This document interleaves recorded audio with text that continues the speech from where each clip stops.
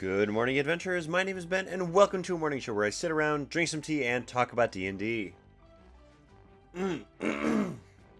So, first up, for T&D today, we have my greatest uncle in the universe mug. Again, got this for pet sitting a friend's rabbit, which I guess makes me her uncle. Or something like that. I don't know. She's a very sweet bunny. And in it, we have some of my Yogi Throat Comfort Tea.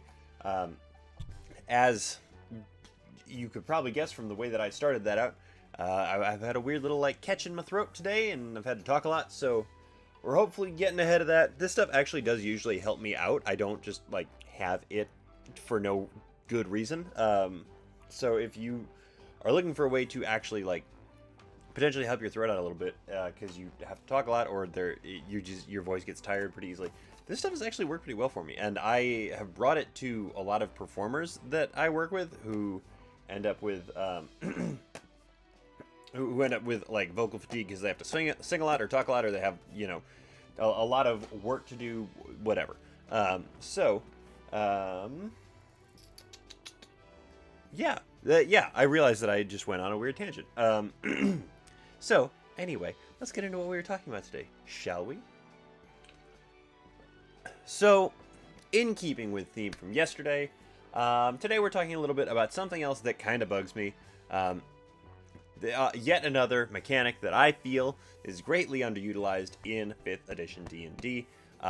You already know because you've read the title of this video / episode, but Exhaustion.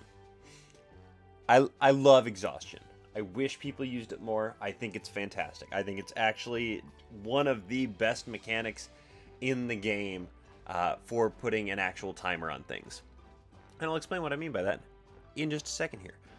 But in looking at Exhaustion, there just simply is not a lot of stuff that uses Exhaustion as part of its mechanical affect, I guess we'll call it.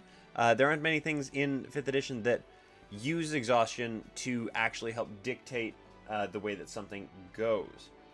The only one that I can really think of offhand, and by offhand I mean I sat and I thought about it for a while as I prepped for this episode, I think it might be the Berserker Barbarians Frenzied Rage kind of thing, where they gain a level of exhaustion when they come out of their rage after frenzy raging. And that's just kind of sad to me. I mean, there's obviously the pushing yourself on an adventuring day and whatever, but I like Exhaustion. I think you should use it more. So let's go through the basic here first. For anybody who doesn't know the levels of exhaustion here, let's just go straight down the line. There are six, I believe, total levels of exhaustion. 1, 2, 3, 4, 5, 6. Yeah, 6 levels of exhaustion. I'm working on teaching myself ASL at the same time. It's a whole thing. 6 levels of exhaustion that you can go through before you run out of levels of exhaustion. And really, there's only 5 you can go through before you run out.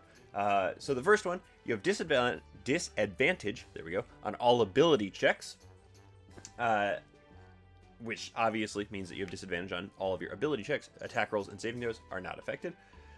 Your second level of exhaustion, your speed is halved, which obviously means that your walking speed becomes half of whatever it is, rounded down, because that's how 5th edition works, unless it's explicitly stated otherwise.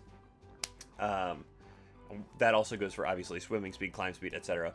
I said walking speed because that's the most common one, but if you are a creature that has a flying speed, or a swimming speed, or a climbing speed, I guess those are pretty much all of them. Those get halved too. From there, number 3, we have disadvantage on attack rolls and saving throws. I would potentially think about switching number 2 and 3, just because it feels weird that your speed is halved before you have disadvantage on those physical movements. But I don't see enough of a reason to switch them. It doesn't bother me so much that they're in that order, so I'm not going to actually do that, but I could see switching those as a homebrew rule kind of thing. But obviously, that's not great. But that's 3 levels of exhaustion in. If you're getting this far, something bad is happening to you for sure. Number 4, your hit point maximum is halved. So you don't have half of your maximum hit points. And presumably, that doesn't mean that, like, if you have 75 hit points out of 100 hit points, you go down to 50 out of 50, because then theoretically you're at full health. I would think that it would mean that either it scales down with you to give you 3/4 of your total health, which would put you at, what, 37 or 8 or something like that, or it would scale down at the, like, set numerical value, which would mean that you drop from 3/4 to half, because you have 25 out of 50. That's usually how effects like that work. It does not say, I will put out there that it does not say that your current hit points are reduced by the same amount, which it does often include in effects like this, but that doesn't mean that it doesn't do that either. That is an interpretation question. That is a DM call. That is a discussion at the table kind of thing, because that one can have pretty hefty implications, obviously. Number 5, or exhaustion level 5, your speed becomes 0. You straight up can't move anymore. When your speed is 0, you can't benefit from things like the dodge action either, which is not great. So you definitely don't want your speed to be reduced to 0. But what you want even less than that is exhaustion level 6, where you're dead. You just die at exhaustion level 6. And that's really, really not something that you want to happen to you. Definitely not as a result of exhaustion, for sure. That's kind of like one of the bottom of the barrel kind of ways to go, in my opinion. Now, as mentioned, there are not a lot of things in 5th edition that actually utilize exhaustion. There is the not sleeping, where you gain a level of exhaustion. There is the forced march pace, where after 8 hours of adventuring in a day, and adventuring I mean traveling, you can make a Constitution saving throw. I can't remember if it is actually a set DC in the book or not. I didn't write that down, because it's always just sort of been stuck in my head, where it is a DC of 10 plus the number of hours past the 8-hour day you have gone for a Constitution save throw or gain a level of exhaustion. So like 1 hour makes a DC 11, 2 hours makes a DC 12. If that's not the way that it is, that's the way that I've always done it, because it feels right to do it that way, because that's how a lot of things kind of scale in 5th edition. So you gain exhaustion from that. You gain exhaustion from not sleeping. The Frenzy Barbarian gains exhaustion from Frenzy Raging, wherein they get a 3rd attack as their bonus action on each turn. And honestly, that's most of it. Like, really, that is the majority of it. That is a lot of the, like, core ways to gain exhaustion. I'm sure there are other random features that I'm thinking of, or that I'm not thinking of, that are out there. But that is really kind of the majority of what makes up exhaustion in 5th edition. Which is too bad, because exhaustion is a really cool mechanic. I said earlier, exhaustion is like a timer almost on fights, or it can be a kind of a timer on fights. Obviously, once you start stacking levels of exhaustion, things will go downhill very quickly for whatever is gaining those levels of exhaustion. So you do have to be careful with something like that. But I have personally written monsters, written items, written all kinds of things that will require Constitution saving throws, or the creature, whatever that creature is, will gain levels of exhaustion. That could be a monster using it against a player. That could be an item that the players are using to inflict it against an enemy. Anything like that. But as you like stack those levels of exhaustion, it becomes a very slippery slope. And I am here to warn you about that, in addition to being the person here who is going to try and push for more people to actually utilize exhaustion as a mechanic in your games. So let's talk about it a little bit, shall we? So exhaustion as a mechanic in your game can be a really, really cool tool that forces players to use strategy. I will say this is a little bit more of a like hardcore kind of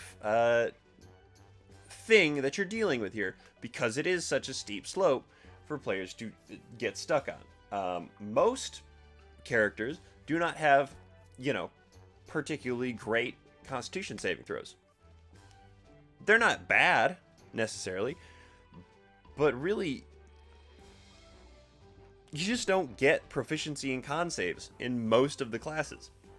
So, Constitution saves to save from being exhausted tend to not go the best for characters, because a lot of characters will sit somewhere around like a +2 or a +3 modifier for their Constitution, which is great, and that means that if it's a DC 10, they need to beat a 7 on the die, which is doable. That's more than 50% of the time. But as soon as you hit DC 13, which is not necessarily something that is supposed to be particularly hard all the time, that becomes dicey, because then you're hitting it less than half of the time. And so, like, just to sort of contextualize where the slope starts to get steep, right? Let's go from the direction that will make sense for you guys if you're watching this, or if you are listening, you're just going to have to pay attention, I guess. So, make a Constitution saving throw to avoid a level of exhaustion. Ability checks being affected at the first one. A little tilt down, nothing too bad. Next up, speed is halved. Tends to get worse because a lot of times these effects are things that can like contact you or that are in a certain area, so you need to be able to get away from them. So it does sort of div off a little bit there. That third level of exhaustion, though, that's the real killer, because disadvantage on attack rolls and saving throws are the thing that will really start to turn that line straight down. Then your hit point maximum being halved, you become just more susceptible to hits, while at the same time being more likely, at least, to take damage from like AoE spells, things that require saving throws because you're at disadvantage on those, and not being able to dish out damage to try and like get yourself out of that situation. Speed reduced to 0. You are a literal punching bag at that point. You can't move to get to anything. Things can move to get to you and move back out while you have disadvantage trying to hit those things as they move away from you. And then you're dead after that. So, you know, that third level of exhaustion is really where it sort of like turns the corner and starts to drop off. Now, with all of those warnings out of the way, I am here to encourage you to use monsters that inflict levels of exhaustion on players, or to use items that will inflict levels of exhaustion on players that then they can loot from the bodies and then turn around and use them on someone else. Because the thing about exhaustion is, as I mentioned at the top of this video, it puts a timer on things. And sometimes, not always, 5th edition combat can drag on because people are so concerned with what they're doing on their turn. If there is a literal timer, a death day timer, if you will, essentially a Lapras Parish song, there is going to be a lot of urgency going on. Things will move, and whether or not they can keep up with it, people will start dropping to varying degrees, but people will start dropping. And so for higher level adventurers, actual exhaustion meter on things is a good way to go about challenging them in a way that they don't necessarily normally get challenged, because of the way that so often, encounters end up working out. And I am a huge supporter of less than conventional ways to terrorize your players. It's just fun. I think it's just fun. And so adding in things that will actually go ahead and inflict those levels of exhaustion, that will force them to become more creative with different things, because it's not just, oh, we can heal you. They can heal you. It's a 5th level spell from, your cleric or your druid or something like that, but you can be healed of those levels of exhaustion if you don't just start sleeping immediately. And that's the other thing, both to be careful of and to use them for. It causes more lasting damage than hit point damage does, because they persist over the course of long rests. That is both a terrifying thing, because if you have a creature that has, or a player character that has 3 levels of exhaustion stacked onto it, as it moves forward, and it is very slowly like losing those levels of exhaustion over the course of the next 3 days, it is being affected by whatever that one fight was for longer than it possibly could be from just having its hit points knocked down. But that also means that if there is something that you are trying to really like emphasize, like some kind of theme that you're going for, using those levels of exhaustion as like a lasting mark on the players is something that is going to be just absolutely critical in that period, because 5th edition, it has to have a reset mechanic on a more regular basis, so long rests are great for that. But Exhaustion is pretty much the only thing that doesn't reset entirely on a long rest. You can get rid of 1 level of Exhaustion on a long rest. And so, if you want to make sure your players are feeling it 3 days later, hit them with something that exhausts them. For sure. Yeah, play with Exhaustion. Play with Exhaustion. Read up on the Exhaustion rules and use them. Use them sparingly at first until you get a really good handle on how it all works, because it is one of those things where if you go too far, you go too far, and then there's not really any coming back from it. So you got to be careful. But definitely use it. Definitely see what it can do for you. Take a little bit of it, sprinkle in your game, and see what happens. Because honestly, the worst thing that happens is they go, we didn't really like that. The best thing that happens is they go, wow, that felt intense. That felt scary. My heart was racing during that. That's what we want. Ta-da! DM of the year, or something like that. That, I believe, is everything I have to talk to you guys about Exhaustion. It was less constantly frustrated than I was yesterday with Hit Dice. Today it was more about just like talking about Exhaustion and then talking about like how you can and should use it, but be careful with it, I guess. So, Exhaustion, good stuff. Moving on to the shows that we have coming out today. It is Wednesday. Sorry about that. It is Wednesday, which means that we have a pretty short list today. We have, of course, Dimension 20, as well as Knocked Prone, Venture Maidens, Trials, and Trebuchets. And that's the end of the list. I thought there was going to be another one, even though I'm looking at the list and can see that there's only 4 things on it. So go check those shows out. Please let them know that I sent you, because, again, one day someone's going to say something to me about it, and I'm going to think that it is funny, because I think that it is funny right now. But with all that said, thank you guys so much for making me part of your morning routine. I really do appreciate it. And thank you so much in particular to my patrons. You guys are the ones that make this show possible. If you are interested in becoming a patron, check out the link in the description of this episode.